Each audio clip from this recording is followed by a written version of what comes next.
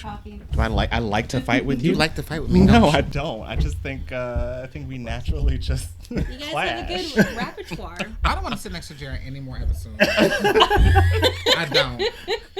Bye. Welcome to the BoyFriends podcast, where we help you find your circle And your man. I'm Jarrod D. King. I'm here with Sarun, Tony, Renee, and Melvin. And we're going to get into another good topic here. So for those of you who come here through TikTok, you may have seen a TikTok where I posted this question: why is it so hard for me to make friends in this community? I've been overruled by my co-hosts, and we are going to discuss something different. The question is, Am I considered boyfriend material? yes, If I do not have my own car, place, and etc. etc. Yes. Would I be considered? Yeah. Would it be considered boyfriend material if I don't have all of those things? Who would like to start us off here? I'm gonna go off the rip and just say yes. You still can be considered boyfriend material without material things. Oh, come on now. I like the spin you did on that. You like Listen, that? You like that? I like that. I like that. But listen, here's the reality of it all. And I know we'll have some agreements out in the audience. Your preferences are your preferences. Mm-hmm. Qualifications to get to you are still your qualifications. So I might be inclined, you don't need to have a job, but are you in school? Mm-hmm. Okay, you need to be making some type of investment in yourself. I can't. You can't be a bump on the log. I can't stand a bum. And I'm speaking from past experience. I cannot stand. What kind of bumps are you talking about? I just can't stand a bum. So you don't necessarily have to be working right now. Oh, bum. Bum. No, I was like, oh. Oh, yeah. No scrubs. No scrubs. No scrubs. But make an investment in yourself. Like, okay, you're in school. You got something going on for yourself. You're a student. Great. You may be still at home. Okay, cool. Maybe you're at home to save. I moved home for 1 year to save for my house. Does not mean I'm not boyfriend material. But I need to know you're making an investment in some area of your life. I think also this kind of goes into a topic that we've talked about before, is that, like, you know what? You might, just because you don't have those things, you might not be boyfriend material for someone else, but you are boyfriend material for the people that are interested in you. So honestly, someone who doesn't like have their own apartment and stuff, I'm a bit materialistic when it comes to relationships. So now I'm going to be the evil one in the podcast. That actually is pretty important to me. And I'm not afraid to say that, because I think that, sorry, I know this is like LGBT, but I do think that you're women part of the cast, so get talk about a bad rep for like admitting like, I want a guy with money, but that's like important to me. That's how I want to live my life, is with security. And that's what I've been, it's not like I don't do that on my own. Like, I have my own savings account. Like, I might not be making like the buckets of money that I want to be making right now, but I'm working towards that. And I'm attracted to someone who is in the place where I want to be. That's what I'm attracted to. You don't have to like, be driving like a Rolls Royce, but like it's important to me. Yeah. Those things are important to me. So 3 things for me: it's being proactive, productive, and growth. Mm-hmm. It doesn't matter what you do in life. You could be with a partner who makes like $80K a year, but if they just go to work, come home, and don't do anything, and there's no real growth in life. Yeah, exactly. Like, what's the point? You're making money, but it's the same thing, right? But you could be with someone who works at like, fast food, but they're working on side projects. They're exciting. They have, so let me ask you, because like a lot of people would think, I have a good job. I don't really need to do much anything else. So that's not sexy. But I mean, I'm not saying that it's right or wrong. I'm just curious.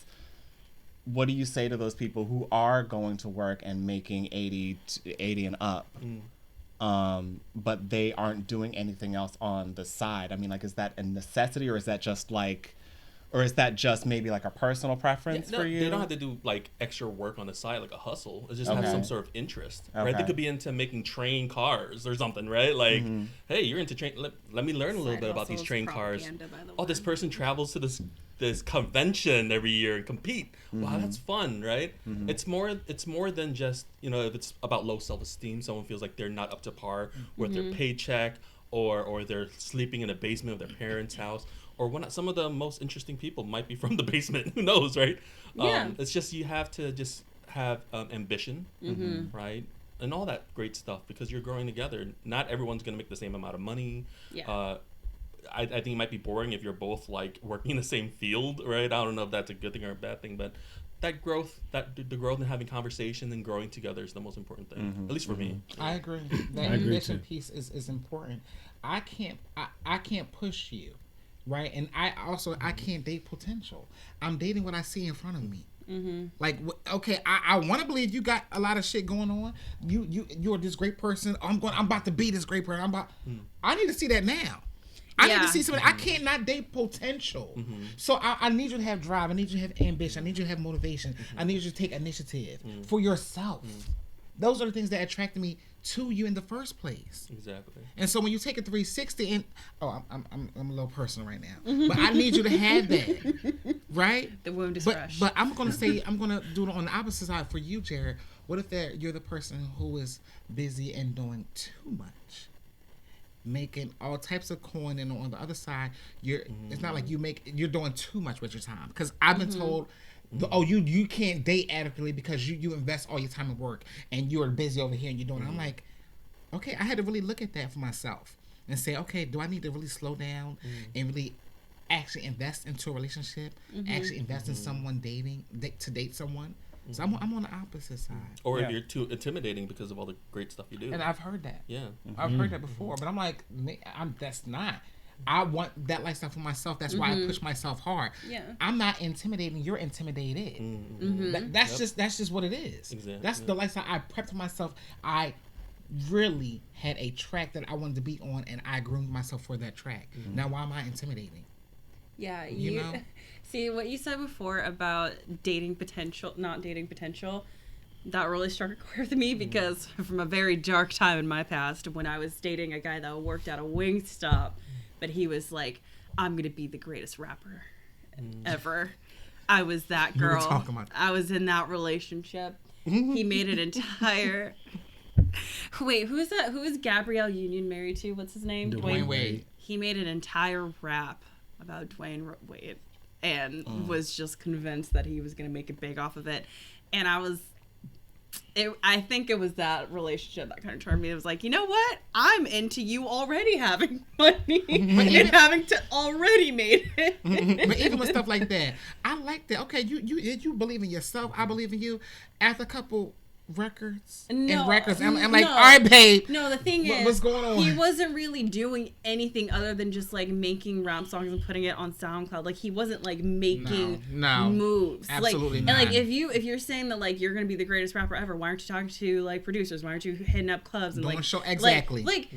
There is one, like, I get that there are a lot of men out there that want to be rappers, and I don't think I've ever met a man who has not written a rap at least once in their life. But like, if you're actually like taking that initiative to make it happen, that's attractive as hell. That. Yeah, that's what I'm talking attractive about. As hell. But if you're just like uploading shit to like Spotify. Okay, but let me push back on this. What if that is kind of their hobby, or not necessarily a hobby? They would like to get big. They would like for it to happen, but that's the only way that they make it happen. But they're still they still got their job and everything else. Well, if their job is Wingstop and their hobby is rapping, I'm not attracted to that person. Sorry if that's you. I'm sorry, but I'm not. You're not the guy for me. I don't want to. I miss the Wingstop part. I mean, I'm not judging. And it is a hobby. Yeah. And that's exactly what it is for you. Because it's a hobby because you're not taking it further to become serious. Okay, but do you have to be that serious about that? If that's what you want for yourself? If that's what you want for your life, absolutely. If that is what you want your career to be, if you're always saying, like, I'm going to be a rapper, I'm going to be, like, the greatest rapper that ever was, I'm going to make $1 million, what are you doing to do that? That right there turns me on. What are you doing to do that? And you don't have to have like all this cash in the world like when we meet, but I need to see that ambition. Mm-hmm. I'm not the type of girl who, settles for again, I'm sorry. No, the guy who is okay with just working at Wingstop for the rest of his life, or and there are girls who are okay with that because they're just like, listen, I want to be the breadwinner. I'm the CEO of whatever. I'm a creative director of this company. I want a guy who like works at a CVS so they can take care of our kids when I'm at work. And that like they have someone out there for them that is like that. That's not me though. And I'm not going to be sorry for that. And there's nothing wrong to be sorry about that either. My other question, I guess, that brings up is like, is it important when you meet somebody that you're kind of on an equal playing field? What you mean? As far as having a car, having the house, having the job, you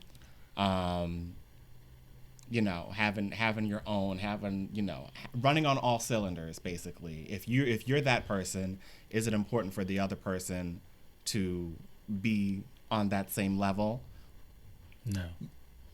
No, and vice versa, I guess yeah. So I'll say this: when I met Jeremy, he makes a pretty substantial amount of money, and I was a supervisor at a bank in New York. So we'll put those two together, and so we were definitely on two different playing fields. And if he went by that logic, we wouldn't be here today. And so I don't necessarily agree with that, but I do agree with having standards.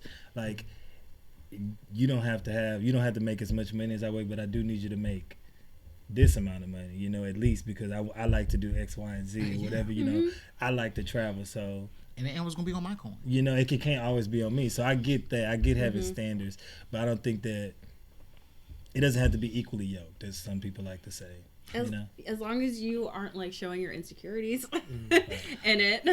There we go. I feel like that's where it really comes into play. There we go, right there. That was the buzzword. Especially if someone is like nice enough to be like, hey, like, I don't care how much money you make, like, I just like spending time with you, or like, listen, like, I want you to come to like out of this world possibility, like, I want you to come to like Ibiza with me, I got your plane ticket, I got this, like, don't, like, if you are going to be insecure about that, then that's on you.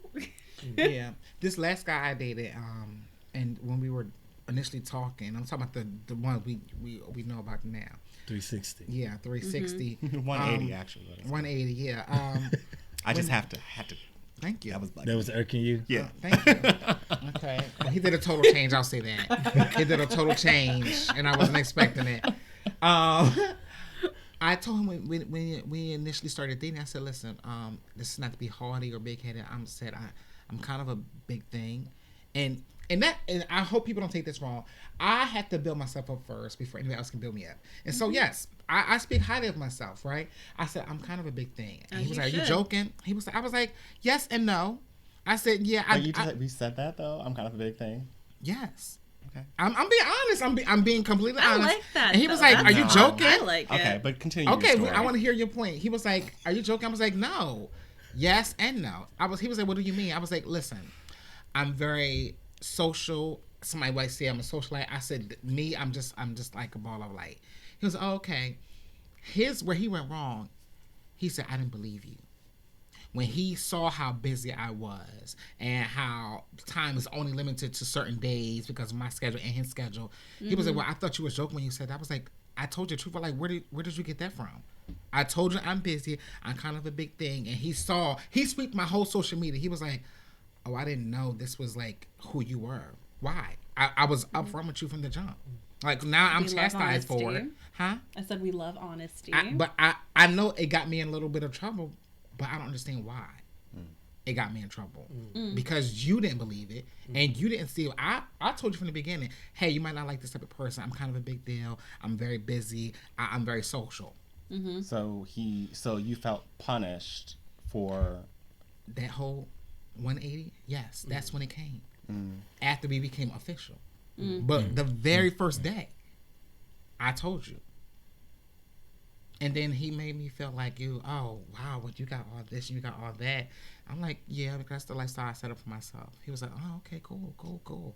But deep down inside, when he was making those comments like to jab, it was like, are you not okay with where I'm at in my life?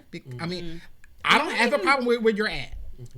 Hey, we're dating. I don't have a problem. But I felt like when you're making jabs and you're making statements like, well, where is this coming from? Like, what? And so I wanted just to get that out there. And I also feel like you weren't even being arrogant about it. You were just being confident and honest. There's one. Well, there's like, saying I'm kind of a big deal is like a little, but I mean, I want to hear it. Why you say that's bad, Jarrod? It's just not.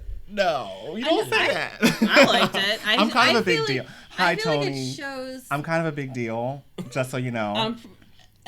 Okay. Yeah, really. You're just gonna be like, okay. I know. If you say that to me, I would challenge. I would say, okay, what do you do? Well, what's going on? You're like, me knowing you or somebody else, I personally would challenge that person. I was like, okay, cool. Well, talk about it. Talk your shit. I would immediately be like, okay, like this bitch. There's definitely a fine. Like maybe you are, but that's just like I don't know. But that was my only thing. Like I feel like everything you said. I feel like the way that you presented it. I'm sorry, Renee. I'm just trying to get this off my chest. But I feel like the way that you presented it to him was fine, with the exception of that line. I'm just like. But I don't say anything different than I say to my friends. I tell my friends, I said, I'm gonna be on TV, right? I said, I want to make it. I tell my friends that all the time. They was like, we believe in you, and we see that. I speak that for myself. And so I speak that to somebody else about who I am. Like, damn, that's not me that's me being sure. No. I'm not saying you can't speak yourself up, but when you approach somebody, or when you're like introducing yourself to somebody, or making it known who you are, I mean, that's like a celebrity coming up to you and like, like, I'm kind of a big deal. I mean, they would need to do that. No, it's just so weird. I mean, it was a flirtatious thing. It was like it was kind of serious, kind of joking. All right. But I kind of meant it too. You know what I mean? Well, I think that there is a fine line between confidence and arrogance, obviously. But like, at least I feel like the way you put it was kind of just like a fair warning of like, listen, I'm busy. Like, there we go. And he said, I didn't believe how busy you were. Why? I told you. What do you mean?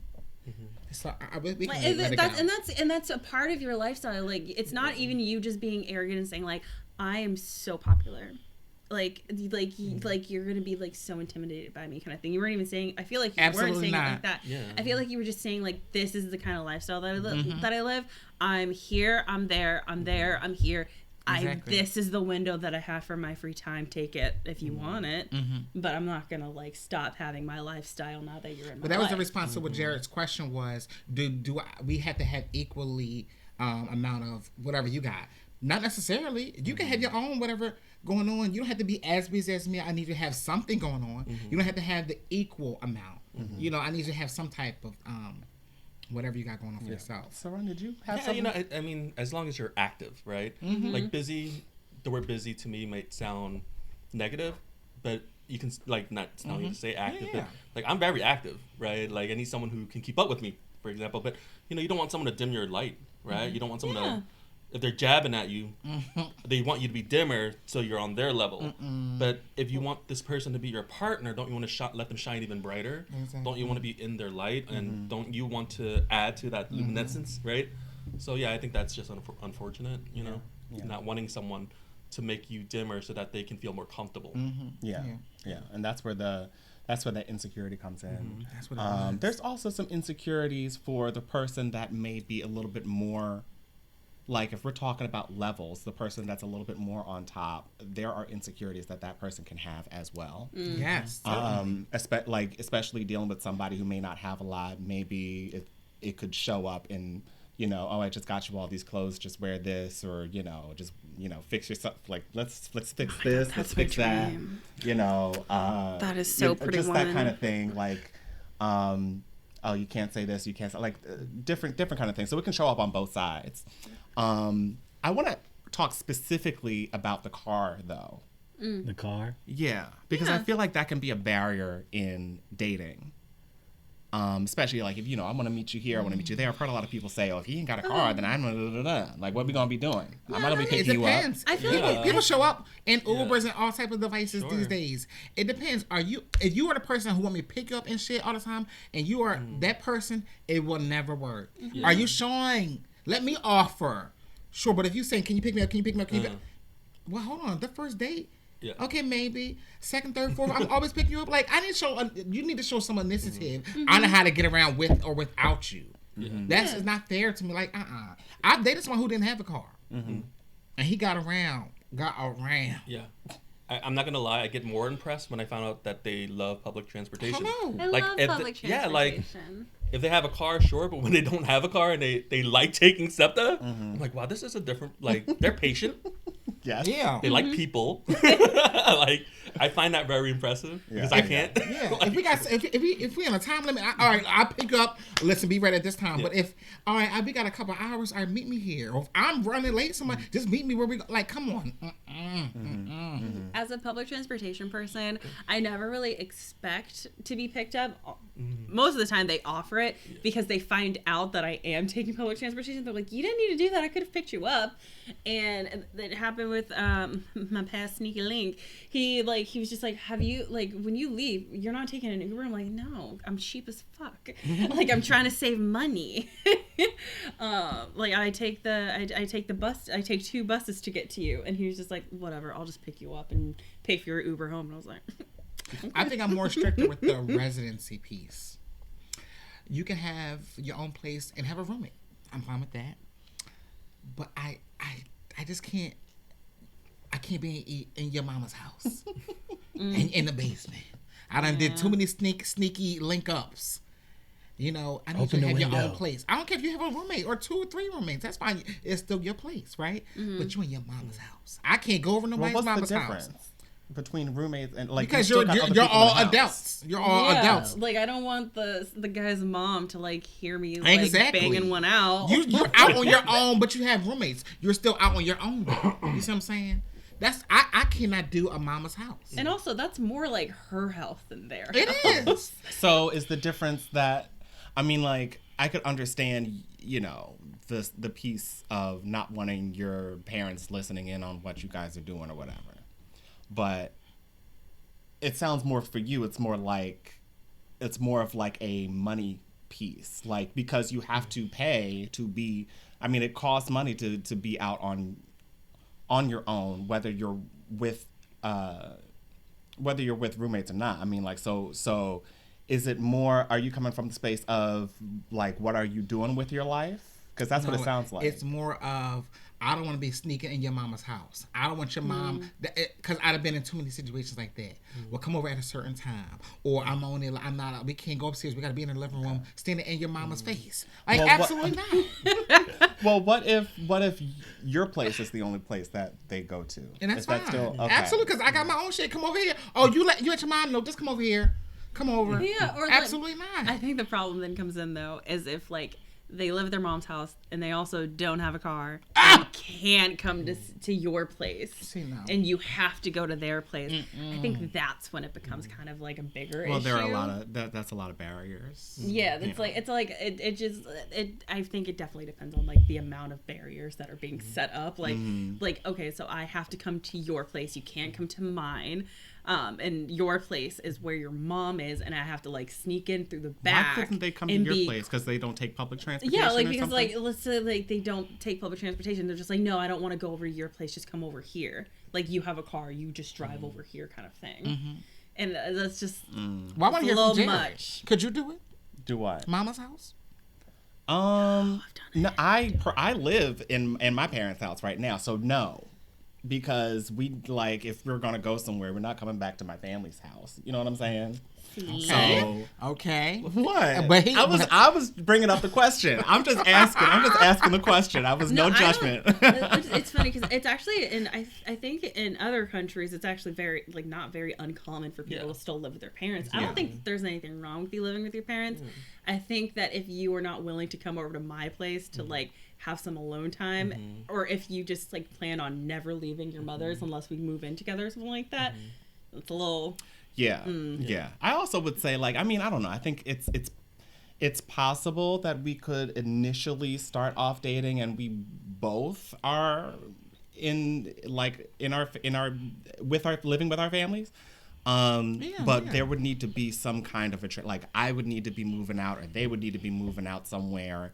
I'm not going to say we both need to be moving in together necessarily, but like within a few months, somebody needs to be making some kind of move somewhere because I just don't see us growing past if we're not going to be able to be in each other's personal space. You know what I'm saying? So, for my community, it's an assumption that the parents are there, right? Because you're a caregiver, right? And I'm not sure, like at least for the Cambodian Asian community, we don't believe in nursing homes or anything like that. So right now I'm 36, and a lot of people my age, right, their parents are elderly, and my assumption isn't mostly about money. It's actually more about they're taking care of family because their parent needs their help to watch over them. And that's an attribute I like, right? Like if you're taking care of your parents. I'm with my mom, and maybe the parent is in their home or vice versa. But either way, it's that care piece that is an attribute that's a plus. That's even different. Even if your parents stay with you, that's still different. I'll be a little bit more, I'll say, okay. Because it's... But there needs to be so bad. It's your house, your space. Like I said, even if you have roommates, it's still your space. But that's what I'm saying, because you keep saying that you don't want your parents, but you keep saying it's your space, it's your. I think it's more so about so it's a little bit.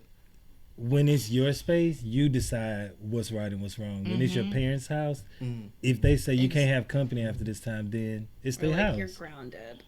If you 30 or what. If you pass 18 and you still getting grounded, that's another conversation. My mom tried to ground me when I was 21 and I was living with her. Did you laugh? Because that's what I would have done. I laughed. I was like, bye. Yeah. Okay, so I think it has something to do with more so just when it's your space that you're in control of. You get to decide what's right and what's wrong, what I can and cannot do. I don't think it has anything to do with money. So it's a control thing, right? Or it's more like a power thing, independence as well. Yeah. Okay. I mean, I get that. You're showing you have some independence or something like that. I understand. Or you work towards it at least. Yeah. Of ownership, maybe. Yeah. Do y'all mind if I switch gears just a little bit? Real quick, because I do want to ask what you're laughing about, but I want to ask Sarun. No, don't ask. I want to ask Sarun, like, when you're in a relationship with someone who in your community specifically, where you're both kind of being caretakers and you're dating, what does that look like moving down the road, like as the relationship grows? Are you bringing each other over each other's houses and it just doesn't get to like a sexual thing unless the parent's out or something like that? Like how does that work? Well, there's always hotels, right? Okay. There's getaways, right? Yeah. There's other spaces you can get. If you own multiple residencies, right? Sometimes you have multiple residencies. But whenever it comes to the parents, it's also within the family, the sibling who takes care of who. I already vocalized that I'm the youngest. I am not taking care of no parent. I'm with my mom now, but it's understanding of the situation with the whole family that I'm with her, and she's refusing to leave her home, right? So with my own personal life, my mom's just so hard-headed and independent that she's refusing. She's spending her own money on her own things, right? Because she's that mentality. But at some point, she's gonna have to move in with one of the older sister, like my older sister, or maybe my brother. But yeah, and that's the same conversation if it was another Asian or Cambodian person. What role are you having within your family? Is this am I getting, if you're with someone and you're about to marry them or whatnot, are you going to be taking care of your mom? So that means that's the whole dynamic. It's a bit more accepting, I think, and it's more like, oh, there's no parents involved. That's cool, like, but that's not like the default. Yeah. There's always a default of there's going to be some sort of elderly person in the house. Yeah. It's a little cute. It's real cute. So you had another question that you were going to bring up. Yes. So I want to start it off with Melvin Story time. Oh, since y'all love my stories so much. Stories. So let me get a nice big sip. I was dating a guy. This is a while ago, like maybe 10, 12 years ago or something like that. So I was dating a guy, and he didn't have a job. He didn't have a car, but he had his own spot. And I was at the time living with my parents. I had just left college, and so I was still living with my parents. So we were able to link up at his house all the time. Now at the time I did have a really good job. I was a manager at another bank, and so I was making pretty good money. So I didn't really care that he didn't have anything. I didn't mind tricking, if you will. So I would take us out on dates. I would pick him up, do whatever. I would buy us drinks if we needed, whatever. And then eventually, maybe like 3 months in, I decided to pretty much kind of start moving in because, he would ask me for money for bills and stuff, and so I would pay a couple of bills, and then I don't know, somewhere along the way he ended up stealing from me a few things. He ended up stealing from me, yes. And so castration immediately. Obviously that was the end of the relationship once I realized that it was him stealing from me. And so I said all that to say this, that for me it wasn't about the material things, but mentally he was not boyfriend material. And so like I said earlier, you don't have to have material things to be boyfriend material, but I think we need to look at beyond just the material things, and is that person mentally a boyfriend material, emotionally, spiritually, whatever you want to say, you know, is he ready to be boyfriend material? And so how do you guys feel about that? I was told, and this is me being brutally honest, like I was told, I'm getting a little emotional. Somebody told me, you're not emotionally available. And I'm like, what, me? I'm like what, of all people? And I had to take it in, and I'm like, okay, I'm not emotionally available. I said, well, what do you mean by that? He was like, well, it's hard for you to express how you feel about me. He was like, I can tell you all the accolades and why I'm attracted to you, how I feel about. He said, but I don't get the same. It's hard for you to express. I don't know how you feel about me. I was like, what do you mean you don't know? Like, how don't I'm here, I'm spending my time with you. And for me, time, and y'all know, time is important for me. I think we looked at time differently. And I said, I'm here, I'm spending time with you. He was like, he said, you give that to everybody or anybody. So that don't mean shit to me. I was like, I said, well, let me tell you something. How you view time and how I view time is different. I said, when I'm with you, I'm present and I'm here. He said, well, you work so hard, sometimes you fall asleep halfway through the movie or whatever. I was like, yeah. I said, but that's still me being present. I'm holding you, you're holding me. This is time. He was like, well, if you're gonna be falling asleep, I don't think that's gonna be a good quality that I want with somebody. And I had to take that on the chin. Me being emotionally unavailable, he was like, it's hard to break down your barriers. He said, I know you've been through a lot of shit with your parents and your siblings, and he said, it's only a certain wall you go through. I can't break down the rest of the wall. And I kind of got offended because I'm like, well, do you think you're going to get all this in 1 month or 2? I said, yes, very, very deep issues. I said, for you to say I'm emotionally unavailable means I have work to do to open up to you. And there's reasons why I'm limited. But I've opened up about a lot of shit. Does not mean I'm emotionally unavailable. And so he would say I'm harsh, I'm hardcore, insensitive sometimes. He was like, you're just blunt. I was like, okay, you know. I said, this is what you got. I said, but there are also moments where I'm very sensitive, and I show that side. And I think he wanted a lot so early on, instead of letting the relationship grow to a certain point. But I had to take that deep and look within. That emotional, that mental piece. You can have everything on the outside or the surface, but it's that mental piece that matters. Like if he said, I'm emotionally unavailable, that surprised the hell out of me, honestly. And I had to really think, is that me as a person? And so would you say at that time you were mentally prepared to be someone's boyfriend? I actually did think I was, you know. But not according to him.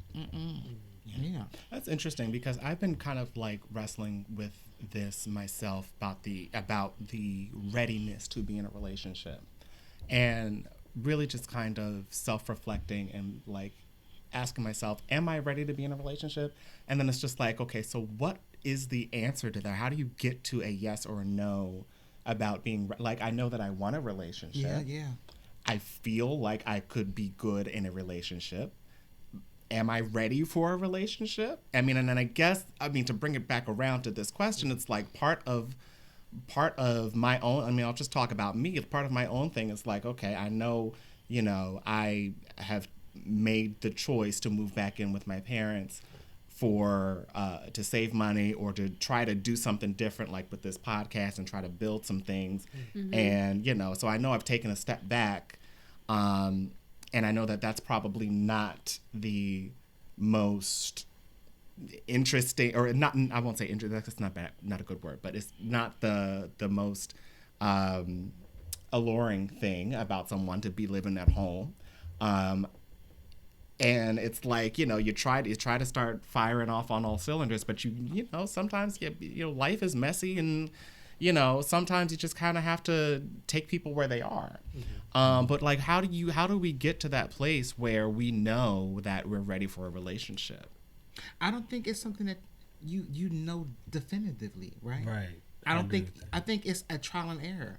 Like me being busy or active, right? I have to know that some of that's going to have to reduce in order for me to give more time to a partner. I know that from the jump, and I was willing to do that.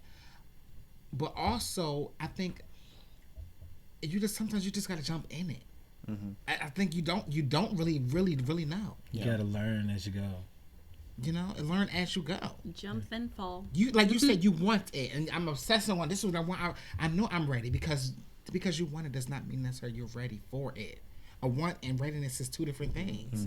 So this is so emotional. Why? I don't know why, but I feel like for you, for me, for people like us who are really actively looking for relationships and healthy relationships, I think that means we have work to do within ourselves more to say, yes, I'm ready, and this is why I'm ready. My fear is growing old alone. That is my deepest fear, growing old alone. I hate feeling like if I get old, there's nobody going to be around to share it with, my life with, or whatever. Like, that's why I really do prefer being in a relationship than being single. You know, if that makes sense. Yeah, I mean, I think, I would agree with you there. I agree with you like 100%.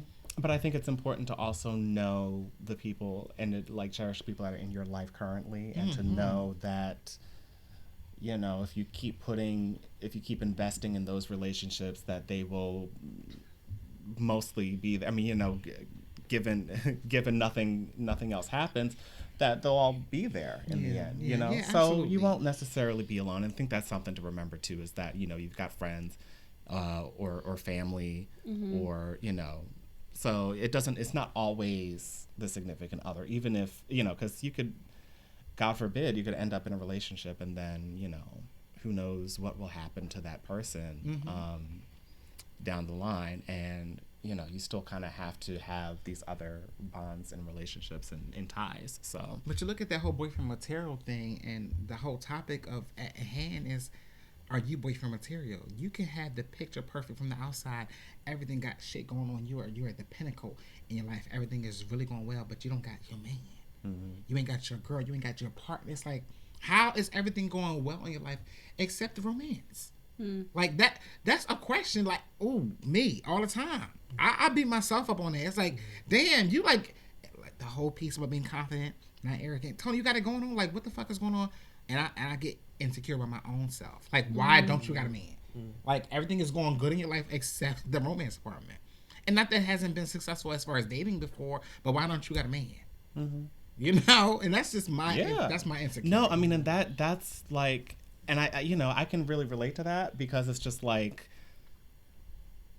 I know, like, it's like one of those things where it's like you're constantly doing the self-reflection work. You're constantly like trying to look and trying to find out what's wrong so that you can fix it. And you know, that's, you know, I think it's just interesting. I kind of came to this revelation a few days ago, actually. It's just like, you know, I think the searching for what's wrong is probably what's wrong. The assumption that something is wrong with you to fix in order to get to that relationship is probably probably one of the reasons, or maybe the reason, that you're kind of, you may be pushing not necessarily pushing people away, or not really attracting the right people. Maybe that's more accurate. But you're speaking to somebody right now. Yeah, I'm prophesying. But you know, you're doing all this self-reflection, but if you can't find anything, then maybe nothing's really there for you to fix. Oh my God! You know what I'm saying? To me?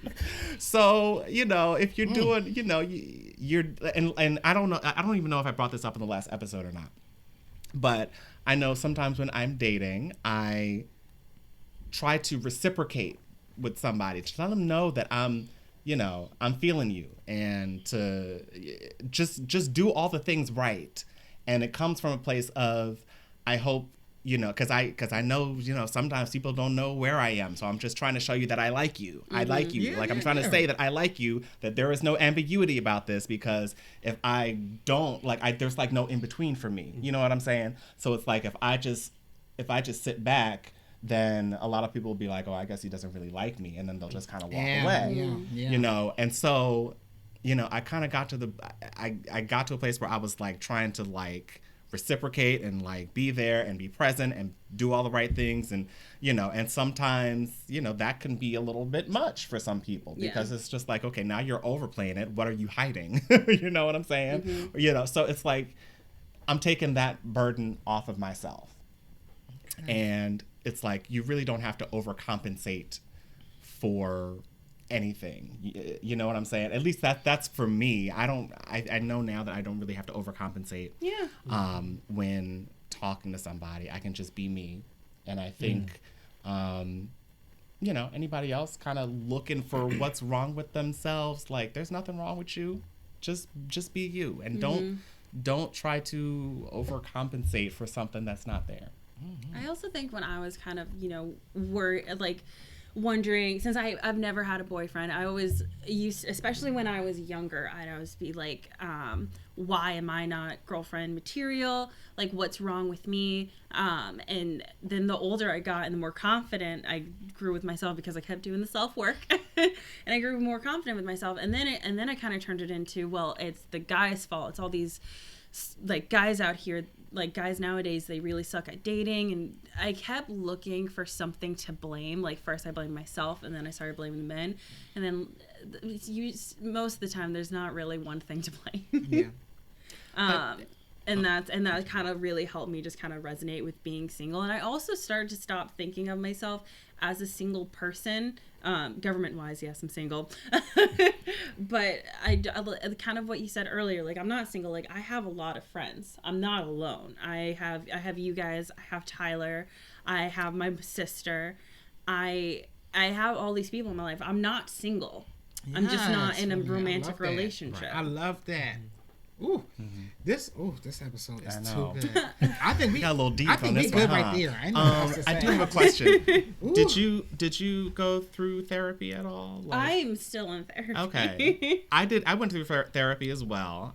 Have you gone through therapy? He is a therapist. He is. Well, I know he's a therapist, but I'm saying, have you gone through the process? Actually, being in grad school, we had to. Okay. We had to actually show verification that you're signed up. And even after grad school, my own practice, I still go. What about you guys? I haven't actually. No. And you know, I think actually it's planned on it interesting. this year. It's like 2022.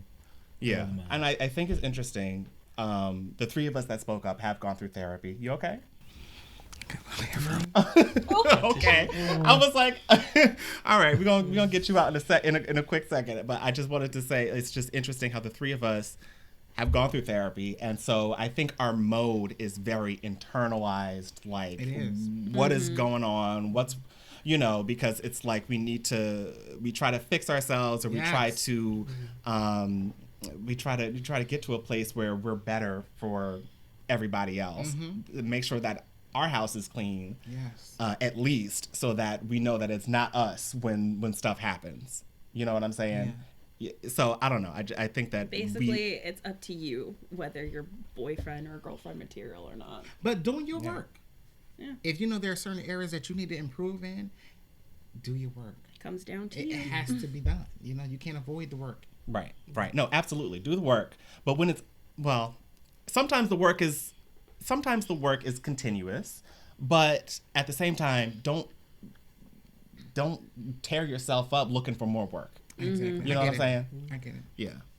Don't overdo it. I don't want to speak too much. I'm just listening, taking it all in. I love what you guys to say. Yeah, I don't have nothing to end on personally. I'm sorry. Okay. No, that's fine. That's fine. Yeah. Okay, so Tony has to pee. So we're gonna let him go, and we want to thank you all for watching. I want to ask you guys to please give us a rating on iTunes or Spotify, and like, subscribe, retweet, share, whatever. Help us out. Give us some comments. Let us know what you felt about this episode. And DM us your questions. We'd be happy to share them and talk about them on the show. And remember, if you got no one else, you got us.